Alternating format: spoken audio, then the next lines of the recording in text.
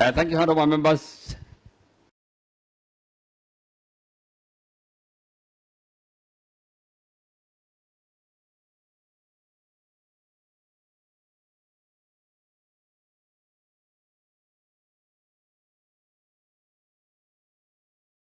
The County Senator, Honorable Ali Ibrahim Roba.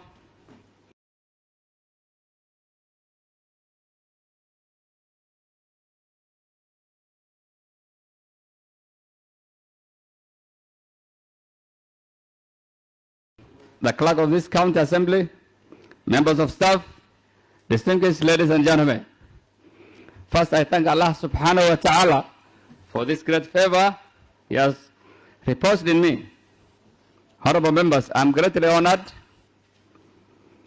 and highly privileged by your wise decision to elect me as the Speaker of the County Assembly of Mandera.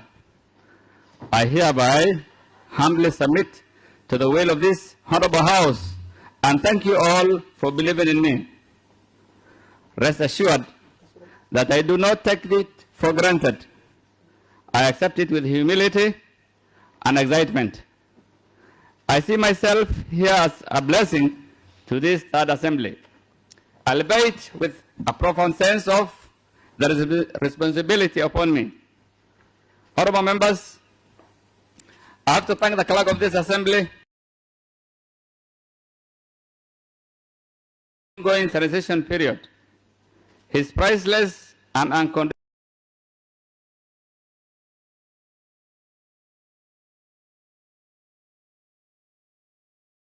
this historic day a success.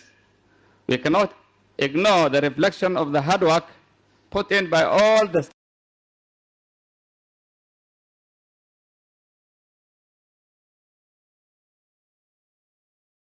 have been in a highly competitive electioneering period.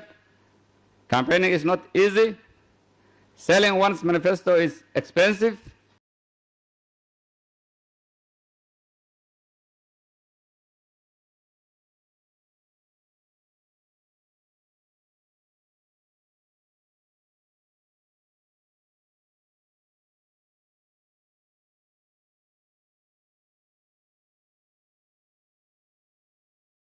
Who was the second Speaker of this Assembly and happens to be the only former Speaker elected as Governor in the Republic of Kenya.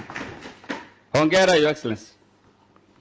I further wish to recognize and acknowledge one Omar Sala, who was a nominated MCA in the first and second County Assembly and is now the County Women Member of Parliament.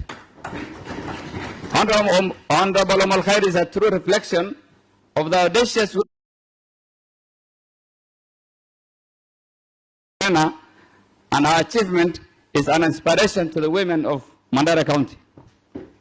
Allow me also to recognize members of the first and second assembly who clinched back their seats. We have Honorable Isaac Dair representing Banisa Ward, Honorable Muhammad Rashid representing Gider Ward, Honorable Waria representing Dandu Ward, Honorable Adan representing Elwak North, Honorable Faisal representing Township Ward, Honorable Abdullahi, Honorable Muhammad Shukri. We have nominated members Honorable Sokore and Honorable Amran.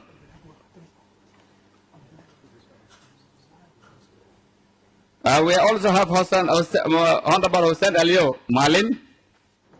Honorable members, this Council Assembly prides in having created a platform that shaped the sharp debating competences, strong oversight and the legislation skills possessed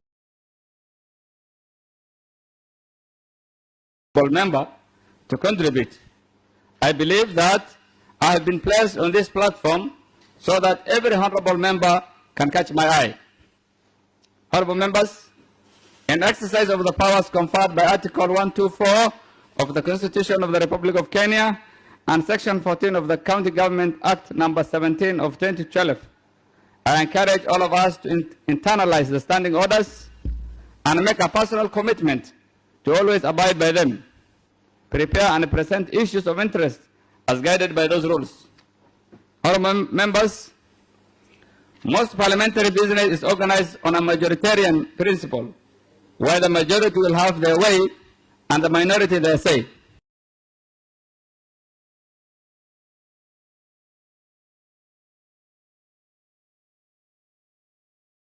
So as to make your case and offer constructive alternatives will be valued under my stewardship.